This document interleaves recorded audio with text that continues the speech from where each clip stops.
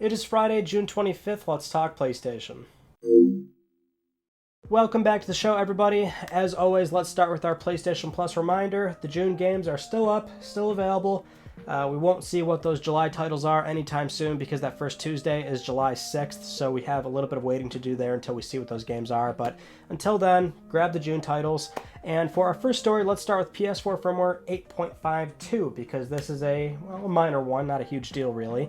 And I'm not even sure if this one's mandatory, but as per usual, this is one where it improves the performance of your PS4 ever so slightly, so you might want to get this taken care of.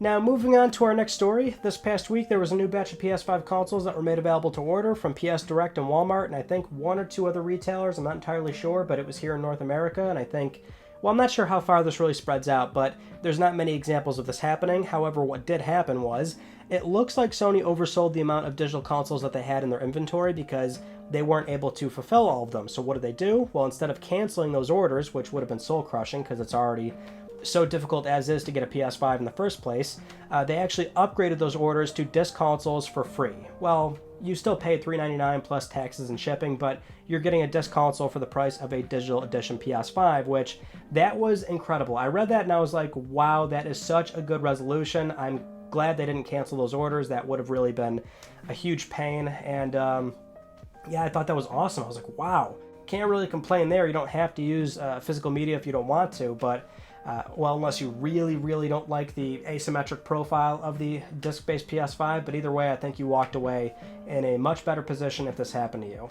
Next up, over on the PlayStation blog, Sony recently broke down the top 5 most played games on PS Now for the entire season of spring, and they did 2 separate lists, so for PC subscribers, and then those that are subscribed and playing on PS4 and PS5 consoles. So for the consoles, which include streaming and downloading, the top 5 there is Marvel's Avengers, Horizon Zero Dawn, Call of Duty Black Ops 3, F1 2020, and WWE 2K19.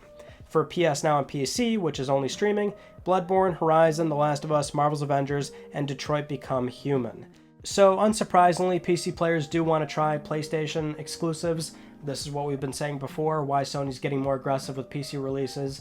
There's a lot of interest, high return on investment, but really, this is fascinating, but I would like more context on these numbers, like what we saw with the investor relations meeting about a month ago, where we saw a breakdown of overall playtime on PS Now, which I'm surprised more people aren't talking about this, but we learned that 40% of playtime on PS Now is streaming, which is miraculous to me because I'm speculating that most subscribers only play on PS4 or 5 because most people don't want to stream games, so why would you subscribe from a PC and you're not really getting full access to the library and you can't play the games locally? So with that in mind, and people playing mostly on PS4 and 5 where you can download PS4 titles, my thought was, wow, that's a lot of PS3 streaming, which I was not expecting whatsoever, but the thing is we don't actually know, so even with a margin of error, I could be off here in terms of how active people are streaming PS3 games, but it's just something I'm curious about.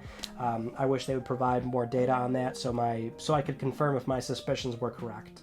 But anyway, while we're talking about that investor relations meeting, good segue to our next story, which is a recent shareholder meeting with the Sony Group CEO Kenichiro Yoshida, where he mentioned that for PS5 console sales for fiscal year 2022 and beyond, they're hoping to reach a new peak of console sales that beats the previous records, which the record holder in this situation would be the original PlayStation fiscal year 1998, where they sold 22.6 million consoles. Below that would be PS2, fiscal year 2002, about 22 million consoles even, so they're looking to do more than that basically.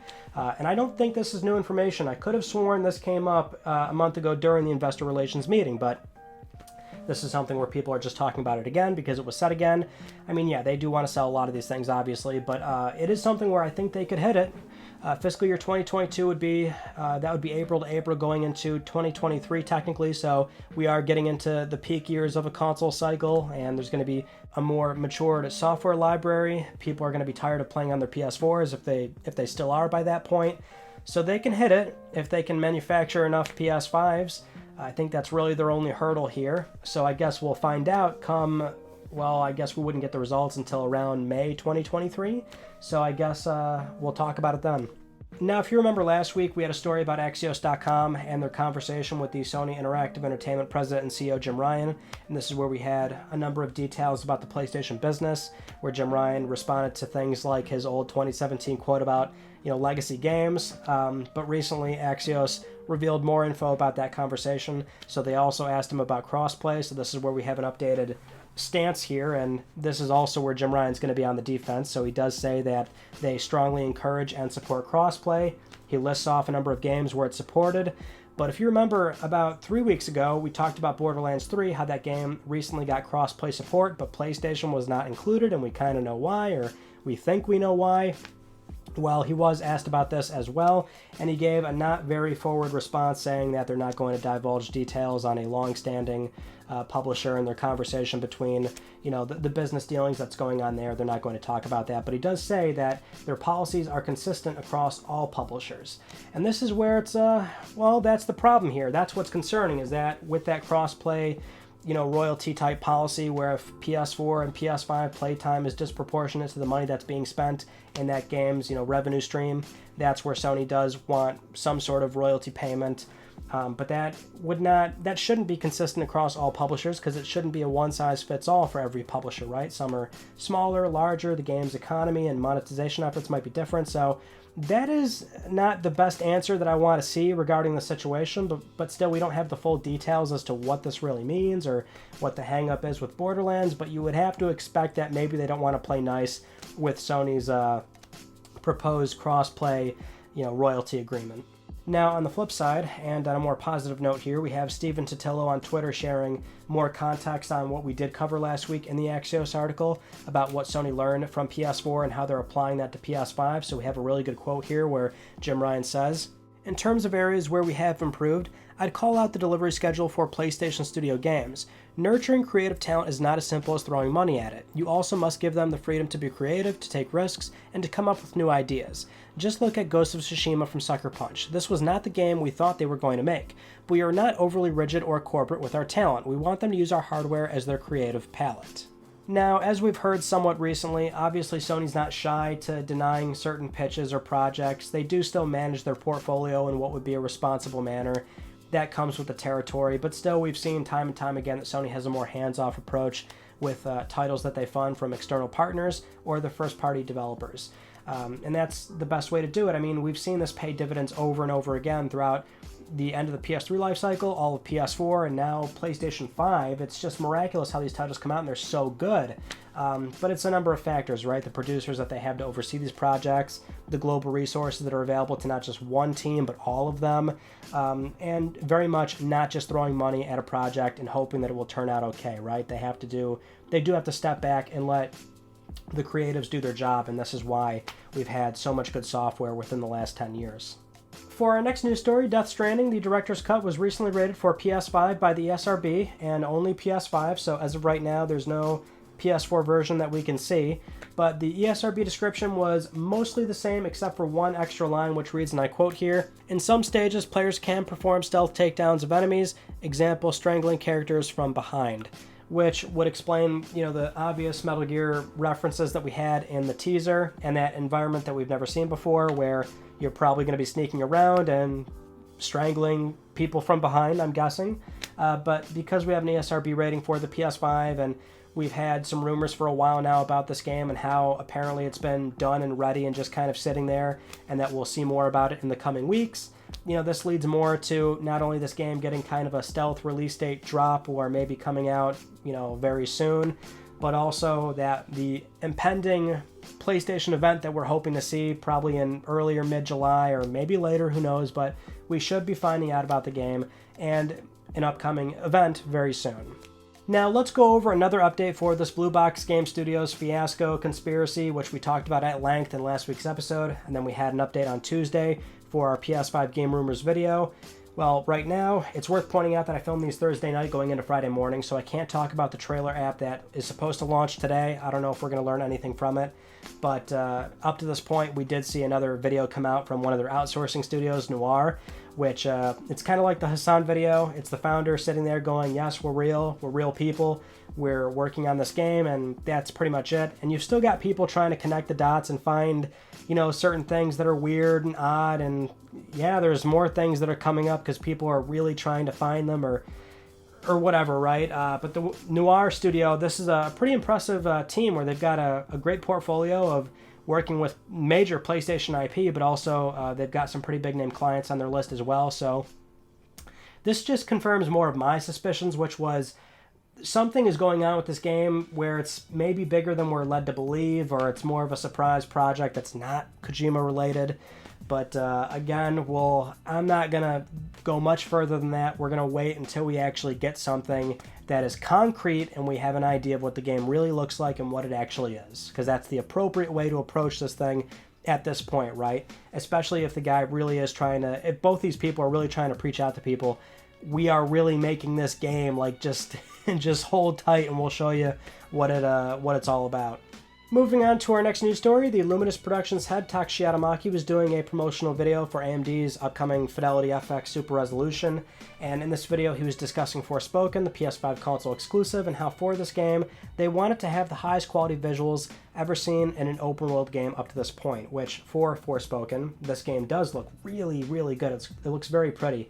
But I don't think we've ever actually talked about AMD's FX Super Resolution before. This is the company's answer to NVIDIA's DLSS, where that's deep machine learning. It's looking back at previous images to figure out a better looking image moving forward, whereas for this, it's a bunch of algorithms that are fine-tuned to rough out the edges of a low-res image to deliver a higher quality one, which would be near 4K. It's another, reconstruction method, right? It's great for developers to extract more efficiency out of the scope and scale of their game without, doing native 4K, because that really is taxing on hardware, and it's really, we've seen before, we've been playing for a while now with games that have temporal injection or checkerboard rendering, and it looks great, so this is a good path moving forward, and this should also be available to PlayStation 5. It's not just yet. I believe it actually went into open preview for the Xbox GDK, but it's not like this can't be available for PS5 hardware.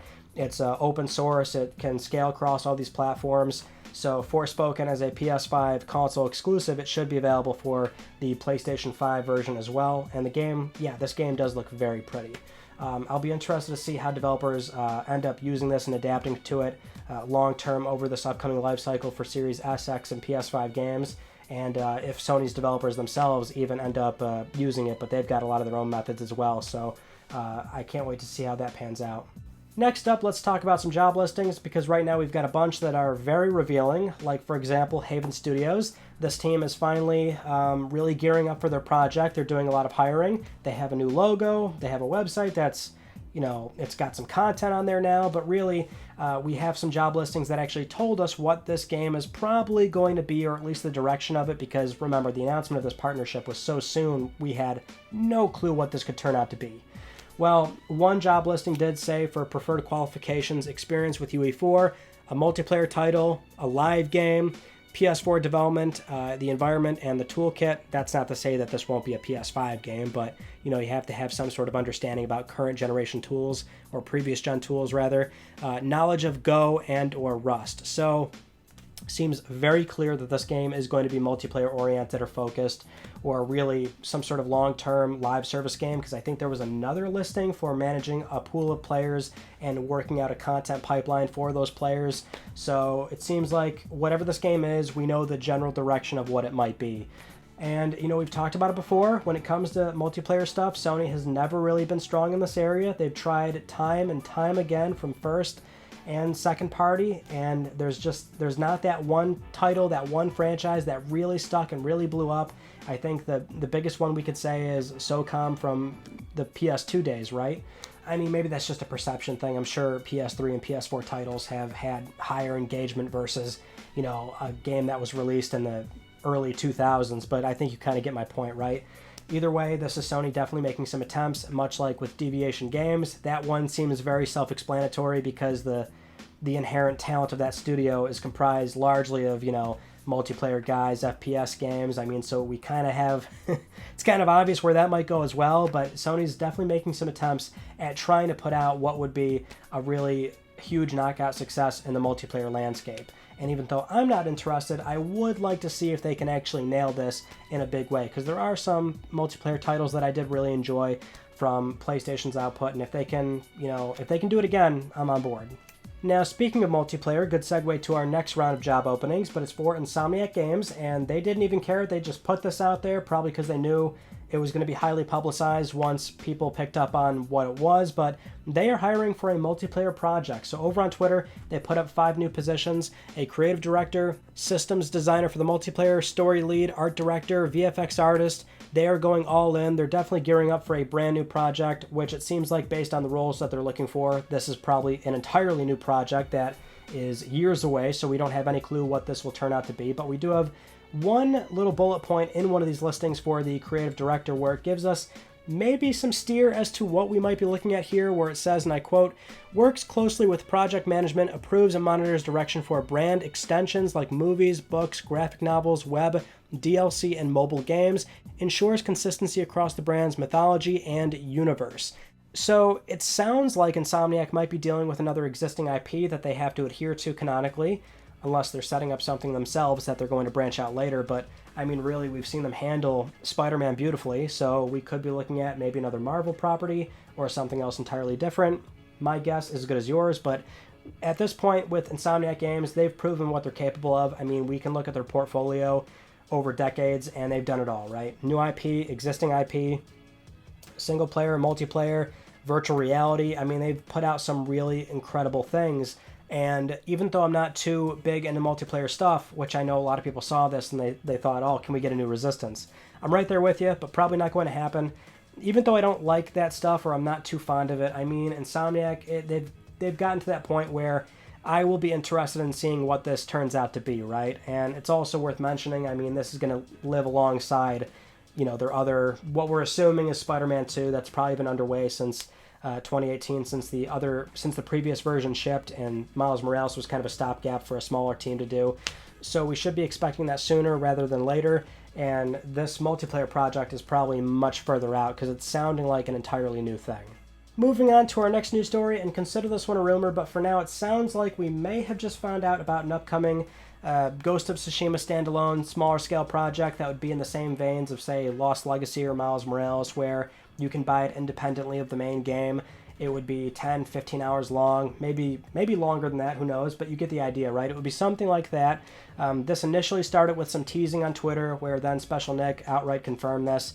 Special Nick, we've brought up a few times before, founder of Xbox Era, somebody that doesn't have an airtight track record, but then again, no one does, and well, we had him kind of call out what this was, and then over on Reset Era, Catharsis T pointed out that, yeah, this is definitely a thing, or it's coming at some point, and then also Transistor, they had heard about this as well, with a few others continuing to corroborate this.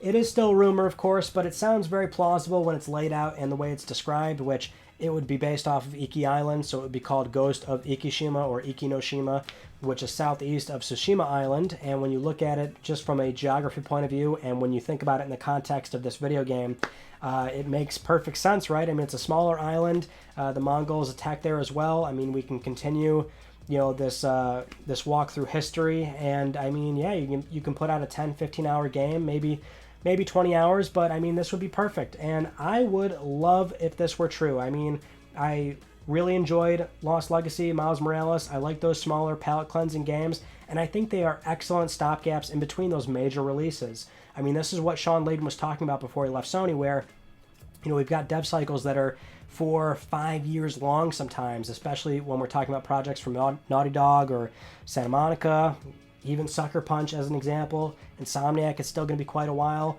until we see like the next Spider-Man, but it was great to have Miles Morales in between, right? And so when we're talking about 2018 to say 2022 or 2023 for the next Spider-Man, it was great to have Miles Morales in between. If this is a new trend where we see these, you know, 20-something hour games that are still the same high production quality, but they're just, you know, they're smaller and they're budget friendly, I would be all for it. I really enjoy when I can finish some of these games over a weekend, which I know some people don't appreciate, but I do, and I know there is definitely a group of people out there that love being able to play games like that. So I would love for this to be true. Now, while we're talking about Ghost of Tsushima, we can also bring up how the physical retail box art for this game has been updated to remove the only on PlayStation logo. Also, it includes some text for the multiplayer mode, Legends, and there has been some conversation around, okay, does that mean that there's a PC version coming? Because we've seen them do this with Days Gone, Horizon. I think they also removed it for God of War, if I'm not mistaken, a few other titles, right? So I don't think this is a tell-all, but clearly Sony has been doing a lot of PC releases, or rather they're being very forward about they're going to do more PC releases. This would be the soonest one they've done from when the title launched on PlayStation hardware to when, say, a PC version comes out, if it's imminent, like 6 months imminent or something like that, right?